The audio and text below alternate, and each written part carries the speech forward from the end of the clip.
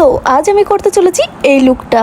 So hello everyone, আমি আছি তোমাদের প্রিয় টগরি। তোমরা সবাই কেমন আছো? আর জানো তো অনেকদিন ধরে কোনো লুক ক্রিয়েট করা হয়নি, জন্য ভাবছিলাম কি লুক ক্রিয়েট করা যায়, কি লুক ক্রিয়েট করা যায়। হঠাৎ করে মাথায় এলো যে এই লুকটা ক্রিয়েট করলে কেমন হয়। হ্যাঁ, তোমরা ঠিকই শুনেছো, আজকের আমি সাজতে চলেছি মোয়ানা। মোয়ানা কার্টুনটা তো তোমরা অনেকেই দেখেছো, সেই মোয়ানার লুকটা ক্রিয়েট করতে যাচ্ছি। তো চলো এবার মেকআপটা করে নেওয়া যাক। আচ্ছা, তোমরা কি একটা জিনিস লক্ষ্য করেছো? এটা হচ্ছে যে মোয়ানার গলায় যে লকেটটা ছিল, লকেটটাই আমার কাছে নেই। এই লকেটটাকেই আমি বাড়িতে বানিয়ে নেব। আপাতত যেইটুকু আমার হাতের কাছে অ্যাভেলেবেল ছিল সেইগুলো দিয়েই আজকে লকেটটা আমি বানাবো। আর এইদিকে দেখো আমার কাছে একটা কাঁচিও জটিনি, পেপারটাকে আমি ঠিকঠাক ভাবে কেটে নেব। জানো তো অনেকদিন আগেই আমার একটা স্কুল ফ্রেন্ড বলেছিল যে তুই এই লুকটা ক্রিয়েট কর, তোকে খুব সুন্দর দেখাবে। আমার বান্ধবী আবার এটাও বলেছিল আমাকে যে ওর মাথায় তো ভর্তি কার্লি হেয়ার আছে, তুই যদি এই মোয়ানার লুকটা ক্রিয়েট করিস তাহলে তোকে খুব সুন্দর দেখাবে। এখন আমিও ভেবেছিলাম হ্যাঁ এই লুকটা ক্রিয়েট করলে খুবই ভালো হয়, কিন্তু তুই বিশ্বাস কর বান্ধবী, কদিন ধরে আমার হাতে একটুও সময় ছিল না। ওই জন্য